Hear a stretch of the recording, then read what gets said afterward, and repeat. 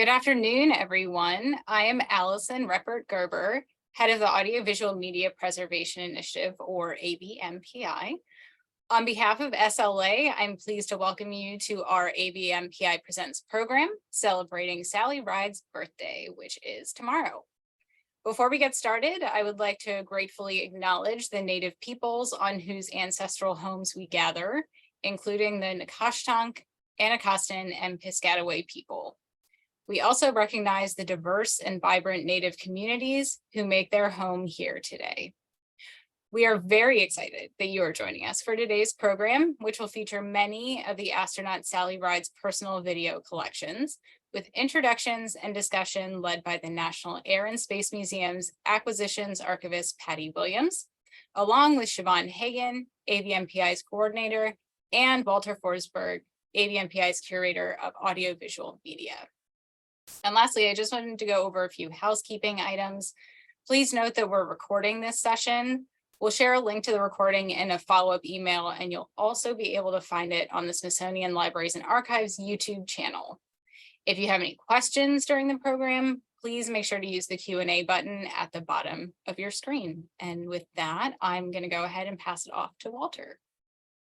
Thanks, Allison. Hello out there in TV land. I am so excited for today. My name is Walter, and I can't begin to convey to all of you our team's excitement for today's AVMPI Presents streamcast. We're just thrilled to be able to premiere and share with the public selections from the first round of digitized audiovisual collections from Sally Ride's personal papers, which are part of the collections of the National Air and Space Museum. We need, first of all, to thank and give our extreme gratitude to the Smithsonian's American Women's History Initiative Pool Fund, whose FY22 funding was generous enough to provide the money we used to digitize 3 U-matic tapes and 23 VHS tapes, which are the entirety of the magnetic videotape collections of Sally's papers as part of our Witnessing Working Women project. We want to also specifically thank NASM's Moving Image and Recorded Sound archivist, Mark Taylor, for making that digitization process happen very quickly. And before we get into too much detail, I know it's lunchtime, so let's make some lunch. And Siobhan, please roll the first clip.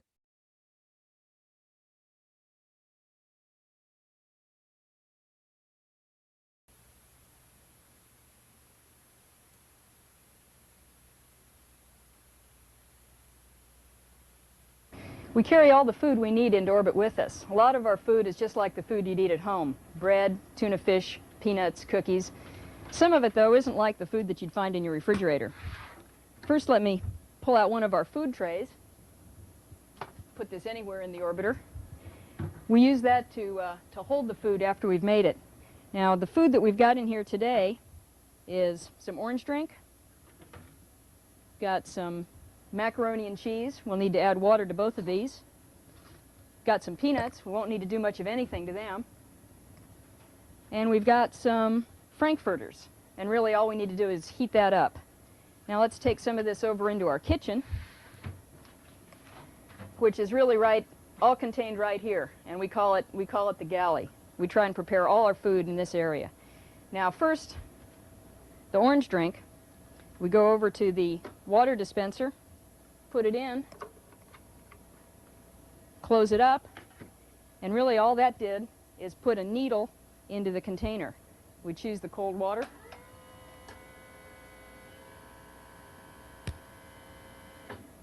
And that rehydrates the drink.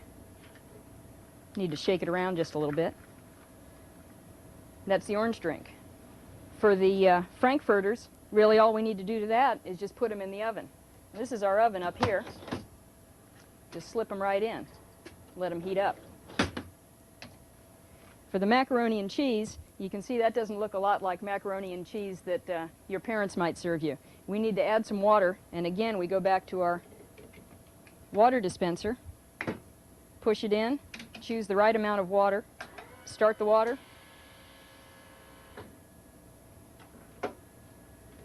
Something like the macaroni and cheese, we have to mush it around a little bit to make sure that all the water gets into the macaroni. And then, since we want hot macaroni and cheese, we need to put this into the oven too. And we usually have to heat things up for probably 15 or 20 minutes before they're ready. Now the peanuts, or the candy, we really don't need to do anything to. When the food is all ready, we take our food tray, just put the food in the tray,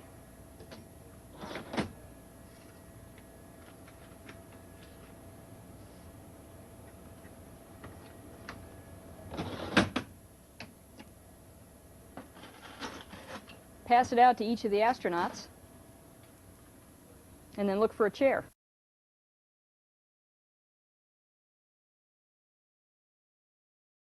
Great. That was astronaut Sally Ride from a NASA television compilation tape circa, excuse me, circa 1983, demonstrating how Sally and the other crew of STS-7 would prepare their food. And that clip was digitized, again, from a VHS that Sally had. These moving images are Sally's personal copies of things, so they're often dubs of dubs of dubs, and not always the most pristine visual quality, but there is a certain artifactual significance and aura about the materials, and we're going to get into that later with our special guest. And one of the pieces of feedback we had from our second AVMPI Presents event, so thank you for all the feedback, TV land, is that people wanted to know more biographical information about some of the people that had made clips and were featured in clips. And so thus today's event is all about Sally. And I'm so happy to welcome someone who is an expert about Sally Ride, Patti Williams. Patti is the Acquisitions Archivist, Digital Coordinator, and Deputy Chair for the National Air and Space Museum Archives. Patti has been a member of the Archives Division since 1989. And during her almost 34-year tenure as Acquisition Archivist, she has brought in, this is incredible, over 3,800 collections to the museum relating to aviation and space, one of which was the Sally K. Ride papers. So I'd like to welcome you to the Streamcast. Patti, welcome. Thank you so much, Walter. I just want to start out by saying that I'm so delighted to be a part of this program. I am a huge fan of Sally Ride, and I am so grateful that the funding was available that we could actually digitize some of her videotapes, which will allow us to make them available to a much larger audience. I love that clip of Sally. Number one, I should say the food you see floating in space at the beginning is actually jelly beans.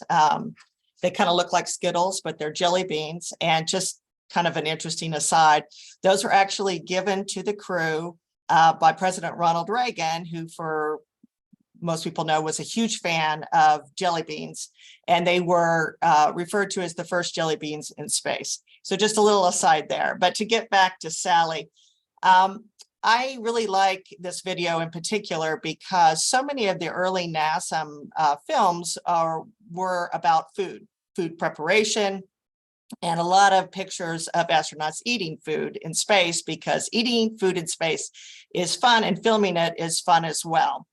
I think too, it was a very accessible subject for everyone to be able to understand. You may not have a public who always knows the ins and outs of all the scientific experiments, but everybody knows food and everybody has an opinion about food, including Sally Ride, who had some very specific thoughts about the NASA space food. She actually made a list in a journal talking about the food she did and didn't like that NASA prepared. One of them is the mac and cheese that she did like, which she is talking about there. She also liked, let's see, what did she like? She liked the eggs and the shrimp cocktail, but she didn't like any of the cereals, the instant breakfasts, and she could not stand the canned meat, specifically the tuna and the salmon. So just a little bit about Sally and her favorite NASA foods. I want to talk, before we get too far, as Walter was talking about, a short condensed version of Sally Ride, just to kind of put these videotapes into perspective. Of course, Sally Ride's big claim to fame is when she became a space and science icon. on June 18th to 1983, when she became the first American woman into space. There had been two other women that had gone into space, both of them Soviets, but Sally was the first American woman into space. And hard to believe, but that is coming up. The 40th anniversary is just in a couple of weeks, which is hard to believe. She was born in 1951. She was a California girl. She had a close-knit family of mom, dad, and her sister, younger sister, who she called affectionately Bear. One of her early childhood obsessions was tennis. She started to play and played competitively. And she was actually ranked 18th nationally at one point. She played both singles and doubles. She enrolled in Swarthmore College and stayed there only for about 3 semesters. That, of course, being on the East Coast, she was a California girl through and through, was really homesick. And also at that point, she decided to give herself a chance to actually become a tennis pro. So she left Swarthmore, moved back to California, and for about 1.5 years tried to become a pro tennis player. She was good friends with Billie Jean King, etc., but decided that she just couldn't hack it, and so went back to her other childhood dream, which was to be a scientist. So then she enrolled in Stanford, where she continued to play tennis, and we'll talk a little bit more about that later on. But she got a bachelor's degrees in both English and physics, and went on to get a master's and PhD in physics as well. When she was finishing up her physics work, NASA put out a call for a new group of astronauts, an astronaut class. And unlike in the past, where they had mostly been people that came out of the military tradition, they were looking for scientists that could do this, which opened it up for women to be able to apply for this. About over 8,000 people applied to be in that class. Out of that 8,000, there was about, I think, 1,300 applicants were women. Out of that, 35 people were selected and 6 women, and Sally Ride was one of those. And all 6 of the women flew and all had spectacular careers as well.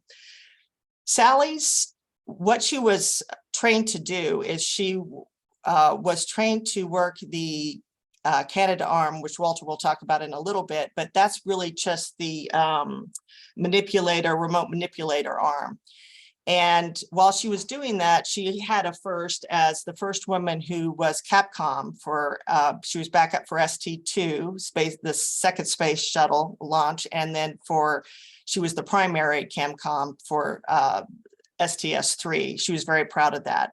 But then she was selected for the 7th mission, STS-7, to be part of that 5-member crew. And she was going to, her job in space, one of it was to work with that remote arm.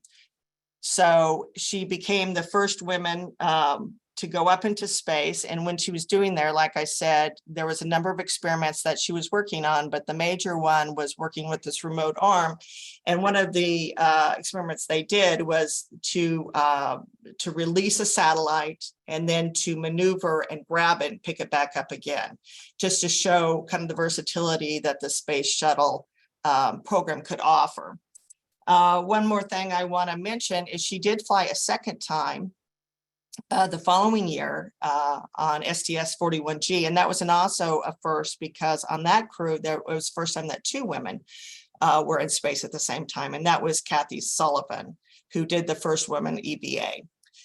I'm going to talk a little bit more later about the rest of her career, but I will say that, of course, unfortunately, Sally died when she was 61 of pancreatic cancer. And the following year in 2013, we were approached by her partner, Tam O'Shaughnessy, Dr. Tam O'Shaughnessy, who very generously offered us the opportunity to come out to her home and select what we wanted for the museum. So myself as the archivist, and then 2 of my colleagues, Dr. Valerie Neal and Dr. Margaret Weidekamp from the artifact side, went out and selected both artifacts and archival material to bring back and become part of the national collection. I collected about 24 cubic feet of material, of which this video you're going to see is part of it. There was video, correspondence, her English collections. her English and physics work from college, her publicity files, just a wide range of material. And it was so wonderful because you really got the impression with Sally that she really highly curated her collection before we even got it. And the things that she had retained meant something to her. And they all show interesting facets into her personality and what she saw as the importance that she had for science and space history.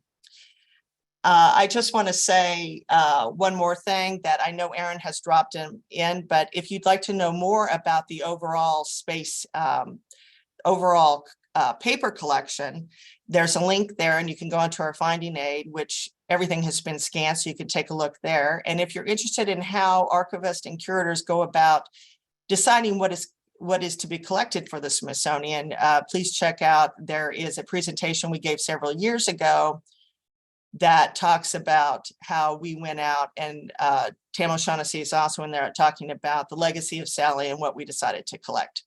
So with that little bit to interest you, hopefully at this point, I'll hand it back over to Walter to introduce the next video. Awesome. Thank you, Patti. We're going to watch a relatively short clip here. And this is a brief 10 o'clock news report by reporter Lloyd LaQuesta of Oakland's KTVU. And this is circa 1983. So Siobhan, please, when you're ready, roll clip.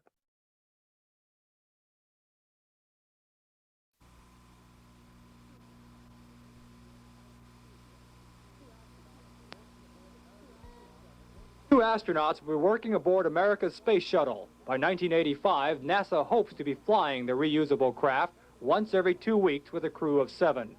Training for the astronauts begins in July in Houston. The group includes 15 pilots and 20 mission specialists who will not receive flight training. The mission specialists will serve as combination flight engineer scientists. All will have to be in top physical shape, and one of the women named today feels she can meet that requirement. 26-year-old Sally Ride runs 5 miles a day and played on Stanford University's women's tennis team. She is currently completing studies for a PhD on astrophysics at Stanford and says she's always been interested in astronomy. You're one of 6 women also. Do you see yourself as a pioneer in this? Not really. I haven't looked at it that way. I've been really more concerned with it from a scientific point of view. So you don't see it as a feminist thing, as being one of the first woman astronauts in space? I wouldn't say I don't see it as a feminist thing, but that's not the main reason. That's not the reason that I applied, and I don't think that's the reason I was chosen either. The main reason you applied is what again? For science reasons. Ride said her family is pretty excited about her appointment, except her grandmother, who is not willing to see her shot into space. At Stanford, Lloyd LaQuesta for the 10 o'clock news.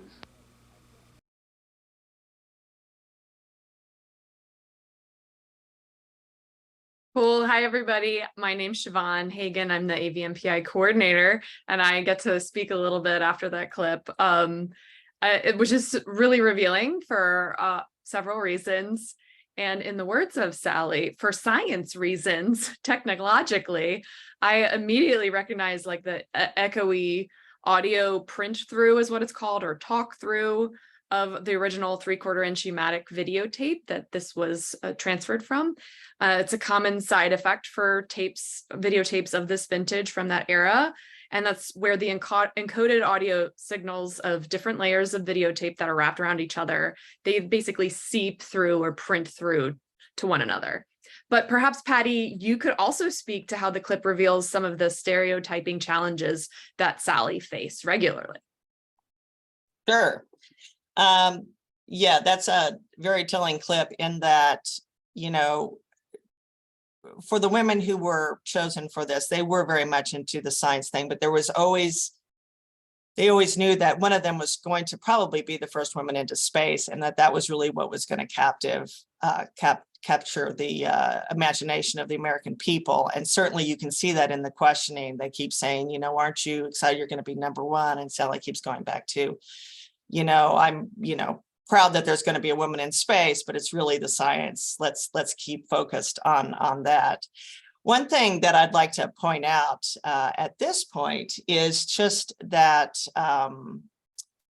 when I surveyed this collection, I took almost everything that was offered to us, but I wasn't really able to look at what the AV was before we brought it back. I was just kind of going on the titles. And as Walter kind of mentioned, they're kind of almost artifacts in themselves, is that these were the videotapes that Sally asked for and kept in her possession until her death. So they meant something to her quite a bit. And I think that it has been so rewarding for me to preparing for this, to take a look and actually look at the videotapes, because I brought them back and they went to Mark Taylor, who's our film archivist, and he's the one that did the cataloging. And what I'm struck with, though, watching these, is that how much the audiovisual really complements the archival material and the artifacts that are in the collection, and how the audiovisual is just making this such a better rounded and much broader collection. And I just want to share a couple of examples with that. One of them is dealing with our first clip, which was the food clip. We actually have in the paper collection the crew manuals and checklists that Sally took into space. And one of them was a crew activity schedule. And in that, she had highlighted all her activities she had to do. And one of them was on the day that she had to do meal prep. So just kind of tying that back in. Another clip that I think, or another set of documents that we have that really speaks to this last, in the next video, we're going to talk about her being the first woman into space, is that Sally got tons of mail and correspondence, I'm sure, and congratulatory telegrams when she actually flew into space. And the ones she kept overall are the ones from friends or the ones from women's group. Because while she, was really into the science, she recognized that she held a great importance for, little girls everywhere and women who had been denied being an astronaut before. And she carried that mantle very, very graciously. Several examples that we have is she would keep cartoons about her being the first woman into space and how men and women were viewing that. And also she kept, like I said, letters from small children thanking her. But I think one of the most poignant things we have in the paper part of the collection is a letter from a woman who had, like many little girls in the 1960s, had written NASA saying, "I would like to volunteer to be a woman astronaut. How can I prepare for this?"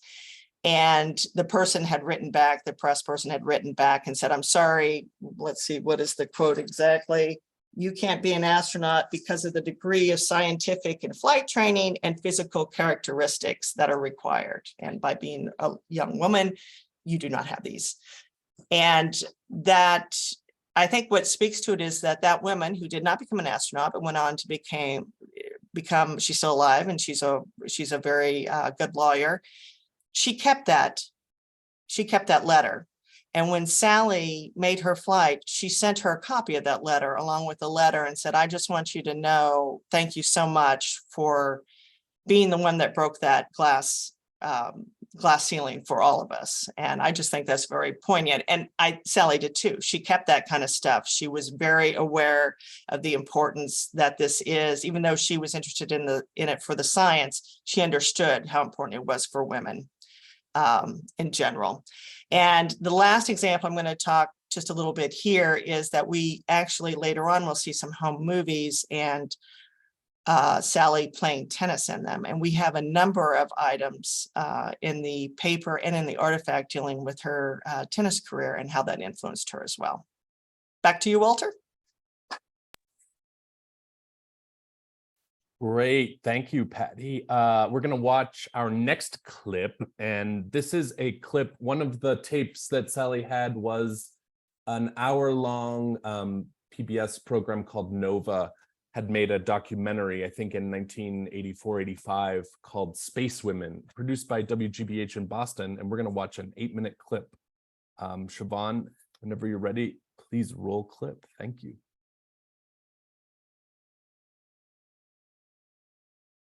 She has orbited the Earth 231 times as a crew member of the Space Shuttle Challenger. But she was more than just another astronaut. She was the first American woman to fly in outer space, and the whole world was watching. Would being female make any difference? The women and the men do exactly the same jobs on orbit, and weightlessness is a great equalizer. You don't need to be strong to do things up there, and there is really no difference. But the fact that she was both a woman and an astronaut made headline news, and Sally Ride became a household word. Dr. Ride, the obvious question, how does it feel to realize that because primarily of the luck of your birth, along with some good work and so on, you are going to become a footnote in history and a trivia question subject forever, among other things? How do you relate to all of that? Gosh, that's quite an honor. Well, of course, I was very honored that NASA chose me to be the first woman. I guess that I was maybe more excited about getting a chance to fly early than I was about getting to be the first woman. I think that it's a real experience, and the experience of a lifetime to be able to fly in space and fly aboard the space shuttle. And I have to admit that I'm more excited about that opportunity than I am about being the, as you say, a footnote in history. The questions continued 3 weeks before liftoff, a routine pre-flight press conference. Now, Dr. Wright, during your training exercises as a member of this group, when there was a problem, when there was a glitch or whatever, how did you respond? How do you take it as a human being? Do you weep? What do you do? Why doesn't anybody ask Rick those questions? I don't think I felt angry or disgusted. It made me all the more determined to do things right and to look professional while I was up there. The crew of STS-7 was responsible for what is now nearly a routine operation, the deployment of satellites. At $11 million a shot, it is more than just good business for NASA. It provides opportunities to develop and to demonstrate new technical capabilities. Okay, we see fan A on, and we'd like you to take Bravo off now. A Canadian-built remote arm was used for the first time on this flight to pick up, retrieve, and restow a satellite, proving NASA's claim that satellites could be plucked from their orbit safely. Dr. Sally Ride is one of NASA's expert arm operators. There's a lot involved in the training to operate the arm. I started working with it right after I came to NASA, the first year that I was here, and worked a lot with the engineers up in Toronto, where the arm is made, in the engineering development. Spent a lot of time in their simulators. Once I got assigned to a flight, that's when I really started spending the time at mock-ups like this, where we've got a real live arm. It's a piece of machinery that you can move around and fly around, and you can bump it into things, you can break things with it, and this is the only simulator that you can do that. The arm itself is not strong enough to support itself under gravity, so you can't use the real arm on the ground. You can only use it in orbit. On their flight, Sally and co-mission specialist John Fabian ran an experiment with the arm called proximity operations. They took a satellite called SPAS-01 out of the cargo bay and released it into orbit to fly on its own.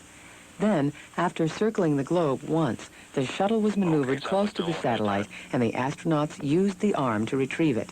After 9 hours at this, everyone agreed the test was a big success. Inside the shuttle, zero gravity creates a unique work environment.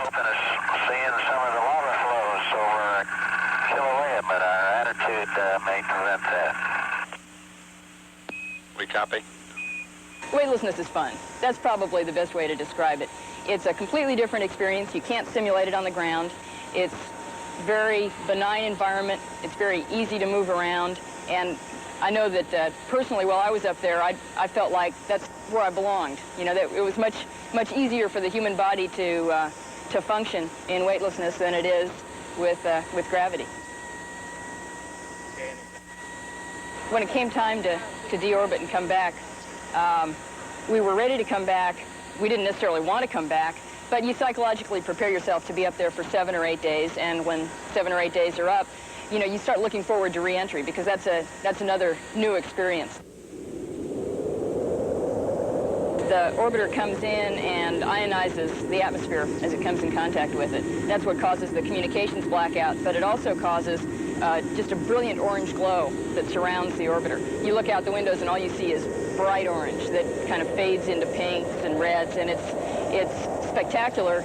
And I was glad somebody told me about it before I saw it for the first time. Once you get down a little bit lower and you start feeling the effects of gravity, even though you're not feeling very much, you're maybe feeling half a G or half what we are feeling right now, it feels very, very smooth. There are a couple spaces, especially right around Mach 1, just as you're going subsonic, where you get kind of a burbling. You get that a lot of shaking, but not very much more than that. I'll say once more, we're way to come to California. Roger that.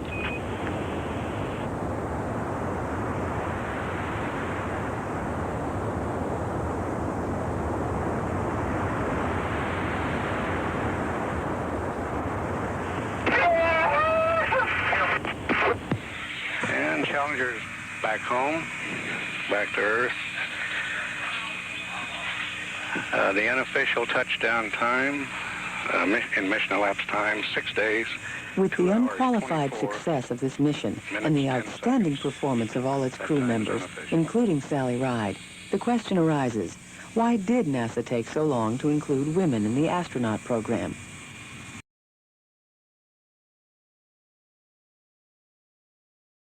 Great. Thank you for rolling that, Siobhan. And a great clip. I guess I should mention that there were, as Patti said, 2 cosmonauts women, Valentina Tereshkova in 1963 and Svetlana Savitskaya in 1982, who did precede Ride in Space. But I can remember growing up in Canada and how important to our inferior sense of national identity the Canadarm was. And so one of the things that I learned in preparation for today that was really wonderful was that it was Sally Ride who was the first expert in operating the Canadarm. Patti, I wonder if you might rejoin us and speak a little bit more about some of Sally's legacies that were not merely being the first American woman in space. I'd be delighted to, because while Sally is, of course, will always be known as the first American woman into space, her career was long, varied, and very important in the matters of STEM education. I should say that Sally was 8 months into training for what would have been her 3rd mission, which was STS-61M, when the Challenger accident happened. And she did not ever fly in space again after that. She, immediately the space shuttle program kind of shut down for a while. And Sally was actually one of the few astronauts that was put on the Rogers, what is called the Rogers Commission, which was a presidential committee that was assigned to figure out what the heck went wrong with the Challenger. Sally was picked to be on that, I think, partially because she's, as you can see from the video, she's such a great communicator. And with that English degree, she was very good at writing as well. Very, very clear and concise in how she wrote. So she was on that committee, which had to be very difficult for her.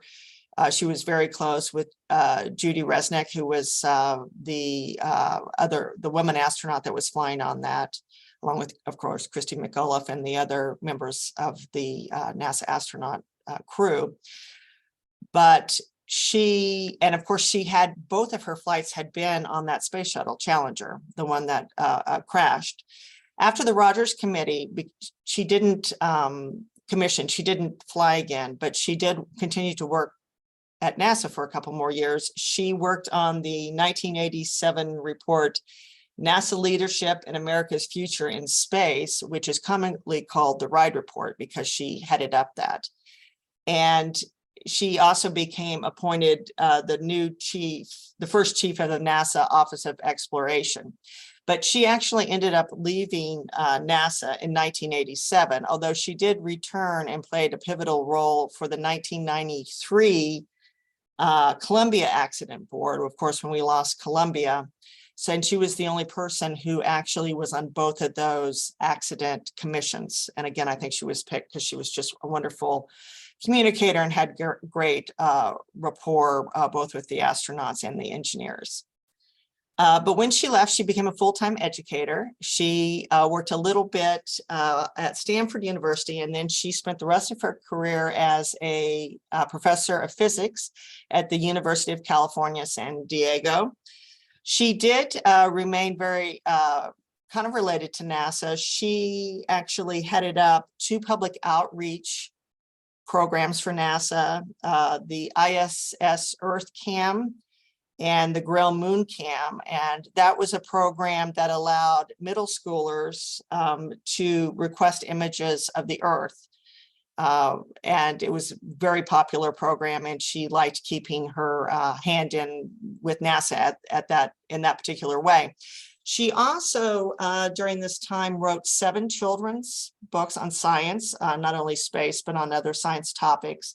And in 2001, she started Sally Ride Science, along with her partner, Dr. Tam O'Shaughnessy. And what that program, which is still very much around and active, is they provide programming and presentations on interesting science, and especially space. And they kind of, both boys and girls can be involved in it, but it's really particular focus on science education for girls. Sally loved science growing up, and it was just not expected that girls were going to go into that field. And she really saw that STEM education was so very important, because that they needed to be able to have access to those courses so that they could become, in college, go into those courses and become the next level of astronauts, women astronauts. So that's kind of what she did. Walter, what do you want to do at this point? I want to ask a question about you, Patti, and pause talking about Sally for a moment before we watch our next clip, because Aaron has so graciously pasted in the chat some of the other astronaut collections that are at the National Air and Space Museum. And I was wondering if you could just share with us, because you've collected so many collections, if you could talk about how you've been really instrumental in obtaining some astronaut collections for NASM, and maybe what sparked that initiative, that collecting initiative for you. Well, certainly. We don't have really any of the Apollo astronaut collections. The archives itself at the Air and Space Museum wasn't established until 1985. And a lot of those Gemini, Mercury, and Apollo had already made a choice on where they were going to give their papers to. A lot of them ended up at their alma maters, which is a great place for them to be.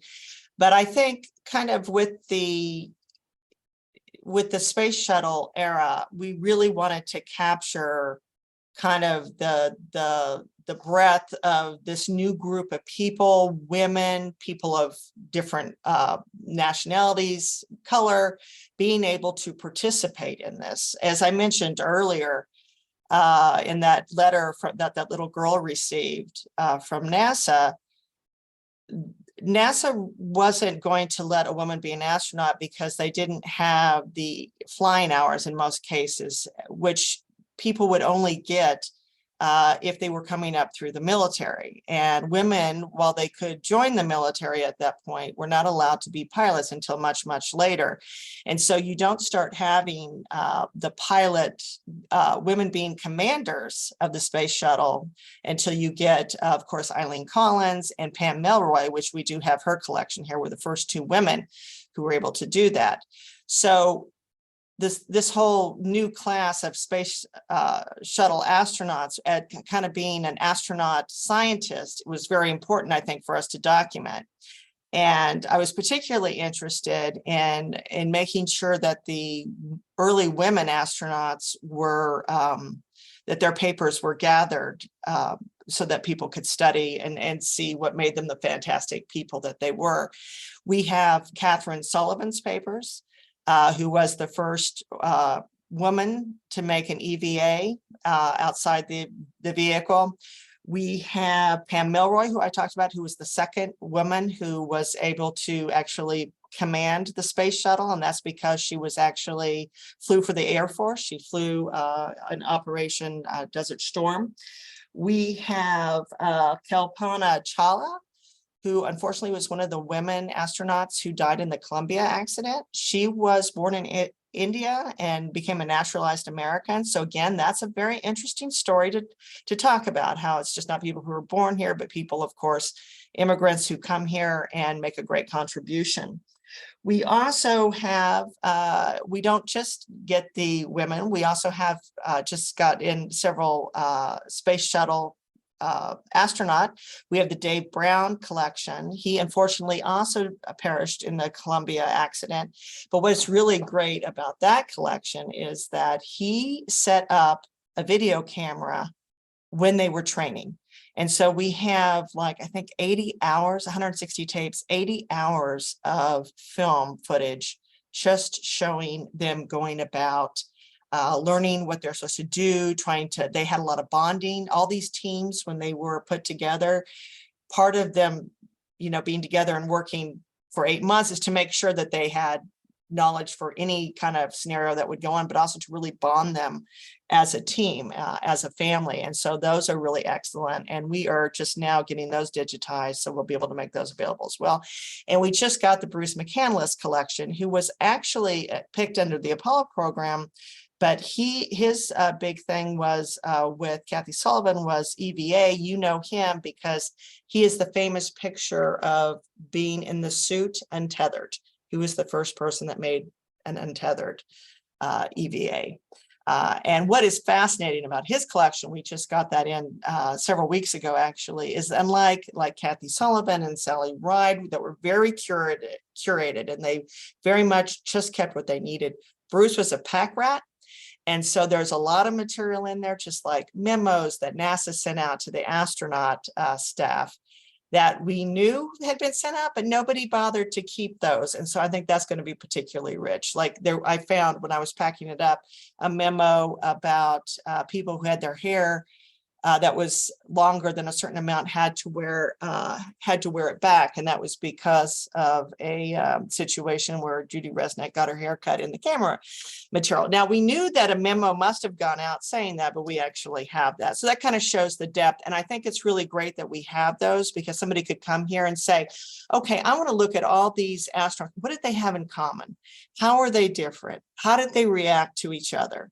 And it's just extremely rich collection, and I'm so happy that I was able to put it together. And once you start collecting this, word kind of gets around. And I'm always, whenever a woman astronaut is here, whether it's one of the original 6 or close, like Eileen Collins, when she's here, I hit her up for her papers. The new group of people, Anne McLean, I've talked to her. I tried to take the opportunity because I really want to kind of build up this collection, because I think it's so rich and it goes beyond just the space and being the first. It talks about the science, but being the first and being women in these male-dominated fields, that's an important history lesson to capture. And I'm so glad I was able to be a part of that. Absolutely. And that's such great insight for our audience about how the collecting process is developed and how these relationships are built between the collecting institution, Smithsonian, and people out there. So thank you for that. Before we watch our 4th and final clip, I will just mention that I've been monitoring the chat. Thank you, people, for chatting. Someone, hi, Ariel, who used to work as a contractor at Smithsonian, is now at our friend's Library of Congress, and they have the Children's Television Workshop collection. And I did just look, there is the appearance of Sally Rides on Sesame Street on YouTube. Unfortunately, it was not a tape that Sally had in her collection, but after the event, if you need to watch that, you can navigate over to YouTube. Very useful. You can also navigate to YouTube to watch previous AVMPI Presents events, where this event, a recording of this event rather, will be posted in the coming weeks. And I'll also mention that later this summer, we will be making available online, I believe, all of the moving image content that we've digitized from Sally's collection. So Are you ready for clip 4, or did you have something, Patti? Can I just say one quick thing? The Sesame Street, Sally loved doing that. I mean, that's right up her, it's STEM, it's education, and able to use her celebrity to kind of, she used that to be able to, participate in the things that matter to her, STEM education. But that reminded me, one thing I was going to mention is I talked earlier about the telegrams that she kept, and a lot of them, besides ones from close friends, were from women groups. But one of them was from Miss Piggy, not Sesame Street, but a Muppet. And it's really, you can go to the Sova website and look at it. But in that, Miss Piggy congratulates her and said, I hope you, I'd really like you to figure out what makeup looks best in space, because I'm planning on going up sometime and I want to look my best, very much a Miss Piggy thing, but playing into the, first woman in space. So I just thought I'd mention that as well. That's great. We are going to watch some silent footage now. I think a 5-minute clip from a VHS tape of Ride Home Movies. And unfortunately, this is a transfer from the 1980s, and the quality is not that great, but Patti is going to speak over and talk a little bit about Sally's interest in sports. If you have questions, audience members, please put them in the Q&A chat feature, and we will get to them after this clip. Great. Well, here we see Sally Ride playing baseball. She loved baseball. She was taught by her grandfather how to play. She was a huge, huge Dodgers fan all her life. As a small child, she had she knew all the stats on all the players, and her big dream was to play shortstop for the Dodgers. And she was a fan of, I think it was Murray Wills. She just really, really loved him and thought he was great.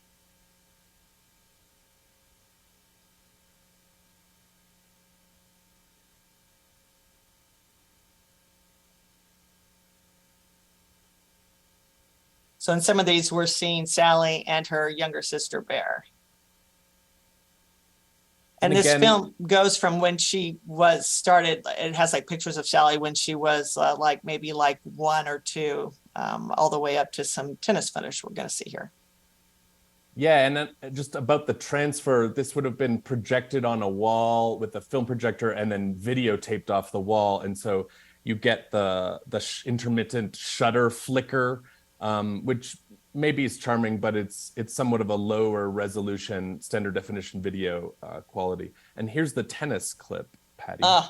Yeah, I have to say, of all the footage, I found this most poignant because tennis was such a huge part of Sally's life.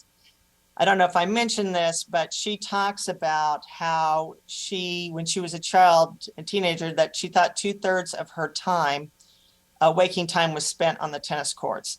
A lot of her wonderful friendships that she had throughout her life started in her tennis years.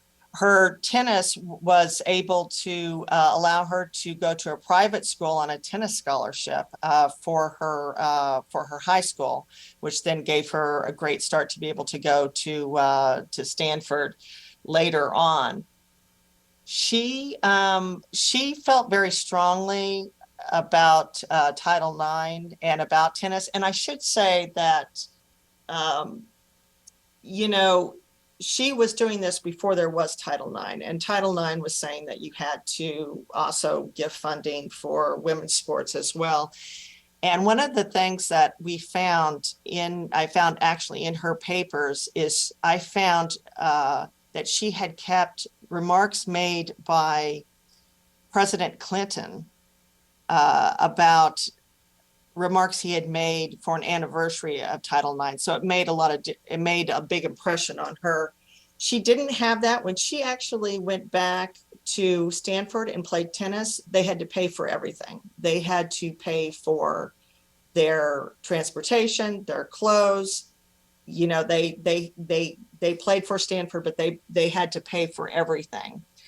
And even though she was bitter about it, if you there's a book written by her partner called Sally Ride, a photobiography, and she talks about how she knew that wasn't very fair. But I would like to say that tennis made such a difference in her, and it also really made her, it made her application to NASA stand out, because it proved that she was coachable, she was able to follow directions, she got along with teammates, she played both singles and doubles, and that she had the physical stamina to do it. And in fact, if you think back to that video clip, that first short one, it mentioned how she had been on a tennis team and how that had made a difference. So I think, you know, Title IX, whether the opportunities that gave to this whole group of women after Sally Ride has really done a lot to break numerous glass ceilings. And I think Aaron put it in the chat, but one of the things that we collected was the tennis racket, because it was such an important part of her life. So we collected an artifact, and then we collected the papers, like the letter from Billie Jean King talking to Sally. And then of course we have this wonderful footage of what was such a huge part of Sally Ride's life and molded her into becoming a compatible, coachable person that NASA was so excited to bring on board.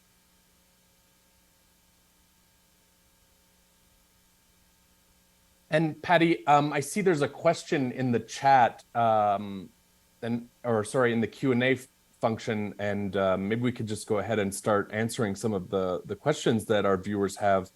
Other than the tennis racket, can you highlight or speak about some of your other favorite items that you collected in the papers? Well, I should say, as far as the tennis racket goes, for the is an artifact, and we also have her childhood telescope, which is very nice, along with a number of her uniforms and such. In the papers, I love her her mission. Let me get myself up here. I love all her NASA mission materials that she carried into space. In fact, I'm sure in some of this video, we'll see the manual that we now have in the collection, which is absolutely wonderful. And she annotated those, so that's very nice. You know, just the photos. I think, like, just from the astronaut point of view, like, she has several photos of, her crew did like primitive Photoshop, where they had 8x10 photos, like NASA photos, and then they just put little, you know, captions above it, like, here's Sally trying to look cool or something like that. And I love those because I think it just shows the human part of these astronauts. You know, they were all crackerjacks. They were all so smart and, you know, such teammates, and exactly the kind of, you know, people that we can all be proud of. But I think to have that human side and to show how they were going back and forth and teasing and ribbing each other was very sweet. And, you know, it's interesting. And one thing I'd like to kind of bring up too is that one thing that we saw there that I helped the Postal Museum pick up is Sally was a big collector of stamp collecting, and they have her stamp collection, which is kind of fun, right? Because she collected stamps, and then she's actually been on the stamp as well. So I think, again, those personal things, but I don't want to take away the scientific achievements either. I mean, they're just stellar. One of my favorite things actually is an English paper we have from college where her professor writes, I hope you're as good in physics as you are in English, because you're very fine indeed. And it was a essay she had written on a Shakespeare play. So it just really shows what a great communicator she was. And I should also say that one of the things that this really, you know, digitizing the videotapes, and we'll get, you know, to the film and stuff, is we actually also have footage of, I think it is the Challenger, the Rogers Commission as well. She kept all that, which really shows how important that was. I mean, just think about how horrifying that was for the whole space shuttle crew. They lost their friends, they lost a ship. You know, she was going to go on that ship next. It's really, I think it shows how deeply that they cared about that as well. I mean, so there's 8 examples or something like that. I just find it all, like I said, it was just so very interesting. If you have somebody who like kept everything, and then somebody like Sally that was very strategic about what she kept. She had publicity files on herself, and a lot of them was about being women first. So while she was interested in the science, she, I think, really recognized how important that role was and used that to further her agenda of STEM education. Thank you. There are several people in the Q&A and in the chat wondering if there's something to your right, wondering if that's part of the national collections or your personal collection. No, this is my action figure Barbie doll, Sally Ride. So I just brought her along here. So I had to get her when she came out. She's got the helmet and the little name tag, which we have the name tag in our collection. We have the suit, actually the original suit in our collection. So I just thought it was fun. So I brought her along. I should also mention, I mentioned Tam O'Shaughnessy's book, her partner's book, Sally Ride, which this is a middle school book and has a lot of really great family photos that we don't have. And in fact, when I mentioned the foods that Sally did and didn't like, it's from this book. And also, I would be really remiss not to mention Lynn Shear's book on Sally Ride, which I think is probably the best. It was written after she died. So it is, I think in the preface, Lynn talks about how Sally had 3 lives. She had a public life, she had a private life, and she had a secret life. And of course, that's referring to her being in a relationship with Tam O'Shaughnessy. And I think it's just a very well-rounded book. And if you're looking for kind of one book that talks about the science part, but also talks about the STEM education, talks about her relationships, it's a wonderful book. Lynn's a great writer. And I'm sure in those books, you could learn more about another question someone has, which is about her family, what her parents did for a living, and if Bear, Sally's sibling, pursued science as well. No, yeah, I'm happy to talk about that. Sally's dad, Dale, is deceased. He was a professor at a university. Her mother is still alive, Joyce, and she is a real crackerjack. She does a lot of work, or had done a lot of work with incarcerated women. She's very much a feminist. And if you look at some of these videos here, when she is being interviewed, that very much comes through, which is great. Bear, her sister, whose name is actually Karen, but has gone by Bear because that's what Sally referred to her as, is actually I hope I'm getting this right. She's a minister, a Presbyterian minister, I believe.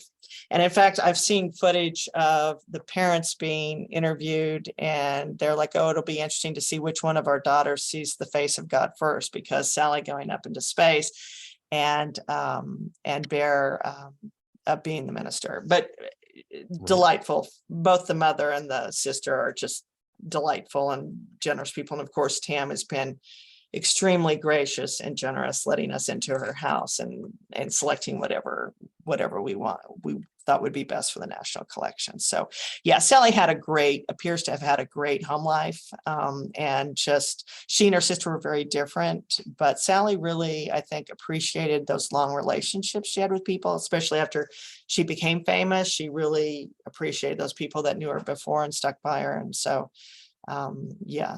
And in here, you'll find a lot more information about that relationship. But Bear's still around too. And in fact, I believe there is a Sally on Father's Day. The Nationals are having a Sally's Day Out. I'm going to it, but actually who's throwing out the first pitch a couple years ago was Bear, the sister. And this time it's going to be, Bear had 2 children, and it's going to be her daughter is throwing out the first pitch. So I'm excited to go. Wonderful. It'll make up for the national season, maybe. I don't know. For you national DC insiders. Yeah, and Montreal Expo fans. I want to specifically thank Siobhan so much for running projection today. Thank you, Siobhan, making it happen seamlessly. I want to thank Allison and Aaron, my colleagues, Mark Taylor, the film archivist out at NASM Archives. And of course, a big round of applause for you, Patti, for being so generous with your time and knowledge and experience. Just thank you so much. Well, like I said, thank you so much. I love to talk about Sally, and I am just so pleased that by digitizing these, we'll be able to make them available to the public through the web. So that's awesome. And I want to pass the torch to my colleague, Allison, for some closing notes. Thank you. Thanks, Walter. Yeah, I just wanted to reiterate a couple of things. We would love for you to complete our survey when you exit the Zoom webinar. Let us know if there's anything that you would like to see in the future, anything we could have done differently. And stay tuned in June for Sally's Night activities, like we talked about, organized by National Air and Space Museum. And we'll share a link for those in the chat, as well as in our follow-up email to the recording. And lastly, again, I want to reiterate, thank you so much to the American Women's History Initiative for funding the digitization of the collections, and a huge thanks to Patti and Mark Taylor at NASM for assisting with contextualizing and making these collections available. Lastly, please keep your eyes peeled in the coming months for future AVMPI Presents programs, and we hope to see you all soon. Thanks.